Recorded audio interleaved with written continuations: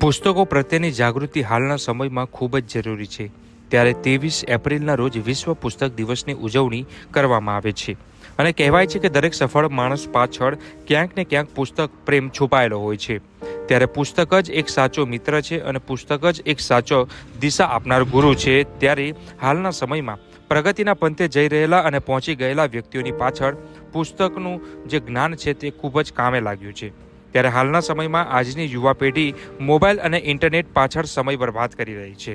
આપણે જાણીએ છીએ કે અત્યાર સુધી યુવાનો, બાળકો અને સૌ કોઈ બાગ બગીચામાં રમતના સાધનો સાથે મોબાઈલ સાથે જોવા મળતા હતા. પરંતુ હવે નવસારીના બાગ બગીચામાં હવે બાળકથી લઈને વયોવૃદ્ધ સુધીના તમામ લોકો પુસ્તક સાથે જોવા મળશે. કારણ કે સ્વર્ગીય મહાદેવભાઈ દેસાઈની સ્મૃતિમાં સયાજી વૈભવ સહવાંચન પ્રવૃત્તિનો પ્રારંભ થનાર છે, જે શ્રી સયાજી વૈભવ સાર્વજનિક પુસ્તકાલય અને શ્રી નરેન્દ્ર હીરાલાલ પારેખ જ્ઞાનધામ નવસારી પ્રેરિત આયોજન થનાર છે. કારણ કે અત્યારના સમયમાં કોઈ પણ સારું કાર્ય કરવા પહેલા અનેક બહાનાઓ લોકો પાસે તૈયાર હોય છે.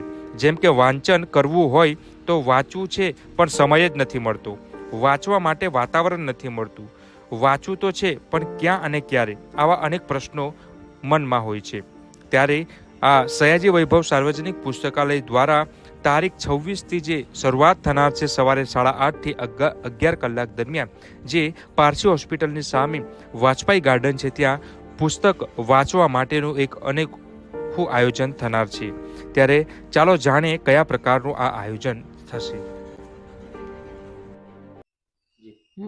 નમસ્કાર, હું માધવી શાહ, માનદ મંત્રી શ્રી સયાજી વૈભવ સાર્વજનિક પુસ્તકાલય અને શ્રી નરેન્દ્ર હીરાલાલ પારેખ જ્ઞાનધામ.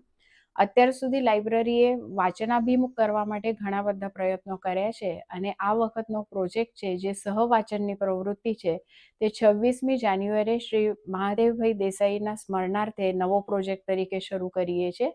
વાજપેયી ગાર્ડન પારસી હોસ્પિટલની સામે દર રવિવારે સવારે 8:30 થી 11 દરમિયાન બધા જ ત્યાં આવીને પોતાના ગમતા પુસ્તકો વાંચી શકશે.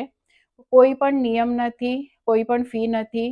પોતાની રીતે ત્યાં આવવાનું છે, પોતાની બુક લઈ આવવાની છે અને રજિસ્ટ્રેશન ફક્ત કરવાનું રહેશે. ઉંમરનો પણ કોઈ બાદ નથી. એટલે અત્યાર સુધી જે બધા ગાર્ડનમાં આવીને ફક્ત રમતા હતા, ક્યાં તો પોતાના મોબાઈલ સાથે રહેતા હતા, એ લોકો હવે પુસ્તકો સાથે દેખાશે.